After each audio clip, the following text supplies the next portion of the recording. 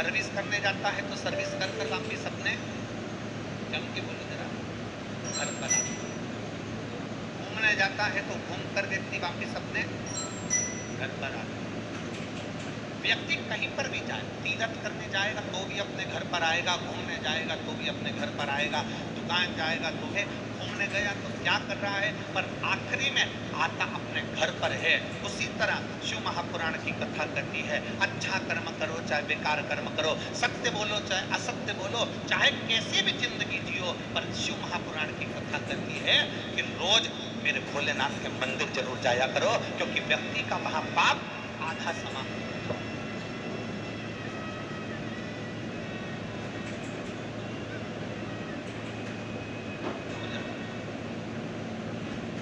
पेटी होती है, आप लोगों क्या है कि नहीं, जरा हाथ उठाओ जरा, कपड़ा, सूटकेस, अटैची, पेटी, अरे बोलो तो जम के, सब क्या है, कपड़ा रखने की पेटी होती है,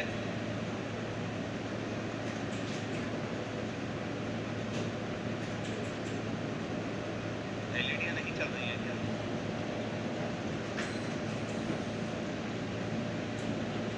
आपको रखने की कोई पेटी नहीं है कि मनुष्य से प्रतिदिन पाप होता, ऐसा कोई संसार में नहीं जन्मा जिससे पाप ना हो। पाप कल एक बहन का एक प्रश्न, मंदिर में सफाई करो, आप कहते हो मंदिर में झाड़ू लगा लो, पोछा लगा लो, साफ कर दो, पर मंदिर में कोई मीठा चढ़ा जाता है तो छोटी छोटी चींटियां चींटे हो जाते हैं, मंदिर के अंदर छोटे छोटे चींटा चींटी हो जाते हैं, और हम जब साफ करते हैं ना तो वो चींटा चींटी मर जाते हैं। ये केवल उस महिला का प्रश्न नहीं है, ये आप और हमारा सबका प्रश्न है। सफाई करते हैं तो वहाँ छोटी छोटी चींटियाँ हो जाती हैं, चींटे हो जाते हैं, छोटे से जीव हो जाते हैं, जब हम कपड़ा फेरते हैं, झाड़ू लगाते हैं तो वो छोटे छोटे जीव मर जाते हैं। अब वो जीव, छोटे छोटे जीव समाप्त हो गए तो उसका पाप तो हमारे माथे चढ़ेगा ना, हमारे माथे पर वो पाप तो चढ़ेगा। शिव महापुराण की कथा कर, भगवान देवत्य महादेव का चरित्र कर, सफाई कर रहे हैं, आप मंदिर की देखभाल कर रहे हैं, आप परमात्मा के चरणारविंद की देखभाल कर रहे हैं,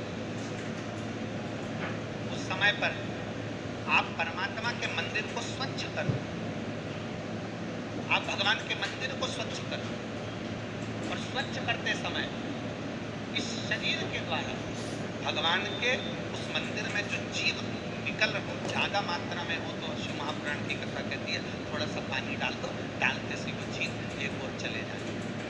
प्रयास ये करा करो कि अपने द्वारा इस शरीर के द्वारा कोई जीव की हत्या न हो, कोई जीव समाप्त कोई ना हो और कोई जीव को कष्ट ना हो।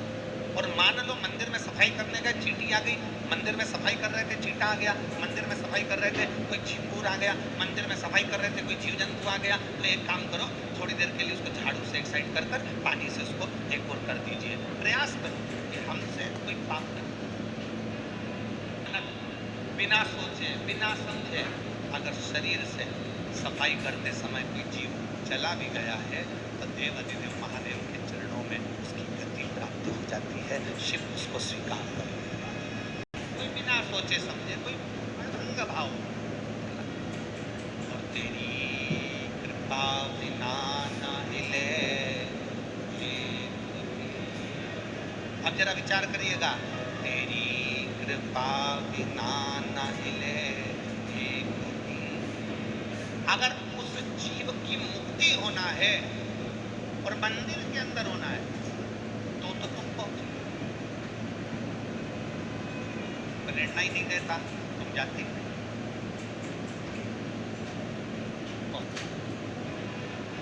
शिव महापुराण की कथा करें, प्रत्येक मनुष्य से 4 सापी नैनो मैंने पाप नहीं किया तो मान लेना पक्का झुठेल,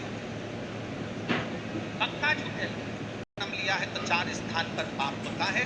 पहला, झाड़ू लगाते समय, बुआरी लगाते समय छोटे छोटे जीव मर जाते हैं, उसका पाप माथे चढ़ जाता है।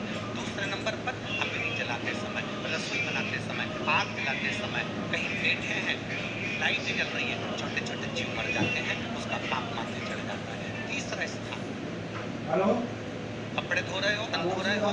चौथा स्थान, चलकर कहीं जा रहे हो, आपके पाँव के नीचे छोटे छोटे जीव मर जाते हैं, उसका पाप। महापुराण की कथा कहती है, कपड़ा रखने की पेटी होते तो उसको शिव महापुराण की कथा में, भागवत कथा में, राम कथा में, मंदिर में, देवालय में, शिवालय में प्रतिदिन जाना चाहिए। जाते से ही वो सिर जब नीचे झुकाता है, उसका सारा पाप नीचे गिर जाता है।